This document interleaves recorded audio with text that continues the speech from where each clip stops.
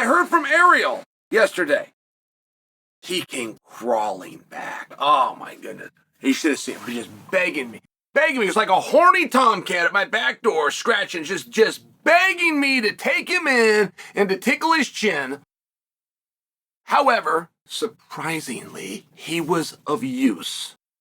So, he's so incredibly rare. He was of use. And what it was is, I have missed something. But I came to you guys and you didn't have the answer either. So we have missed something. And Charles Oliveira, rumor last week that he's out of the fight. So I'm talking about with Michael Chandler, right? That's a good fight. That's a good fight. I mean, they both need it. That's when things get really interesting. There is a meaningful fall for one of these guys, and that isn't my choice. They understand that.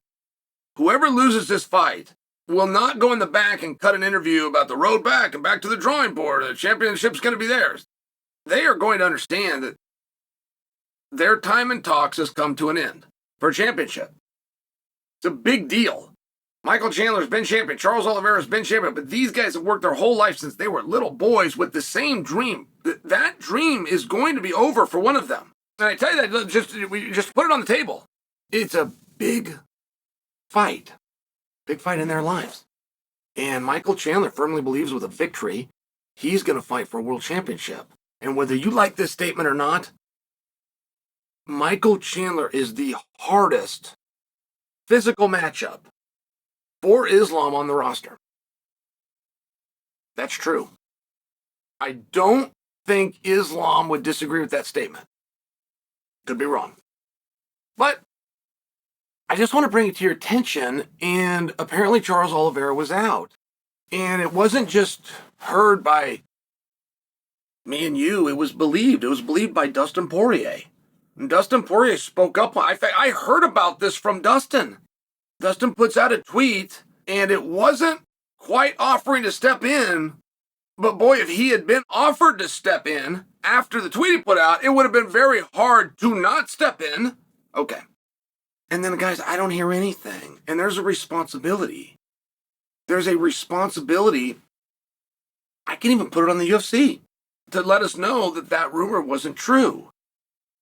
And there's a rule in politics that if your opponent says something about you and you don't respond, it's true.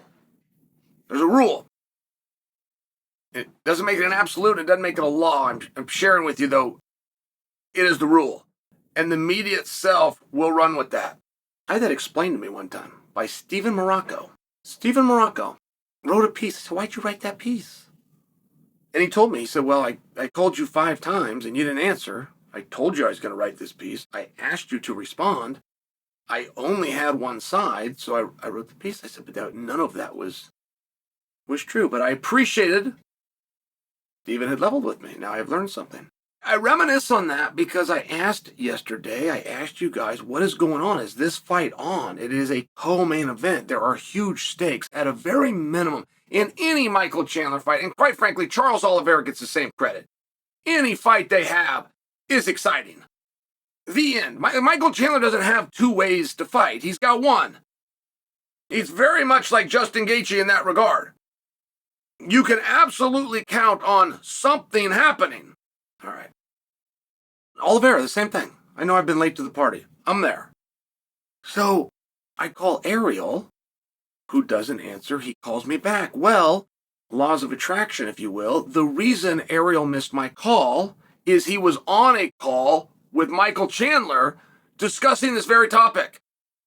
And the general belief, and Ariel did this on his show yesterday, so if you guys saw this, but Ariel has shared with me the general belief by Michael Chandler, who really didn't know, is, which he said, I don't really know, he said, but is that Charles Oliveira had manufactured this and was attempting to mess with me. And apparently, that has even happened before with Oliveira. Chandler has said, I can't think of a time, and I don't know what he was referencing, but I'm sharing with you, and it was done to mess with him. But Mike was not according to the way that I understood the story, he was not 100% sure. He's not 100% sure that he is in fact fighting Charles Oliveira. He said that nothing had been said to him. When this rumor came out, he didn't get a confirmation. He didn't hear anything. He only heard the rumor, and then the rumor went away. So I think I'm just bringing that to your attention. I think I'm just mentioning that in case we need that fully wrapped up. Heard from Ariel, begged. You should have seen he was on his hands and begging my forgiveness, which I'm still considering. But did turn out, while being an idiot, to be a bit of a useful idiot.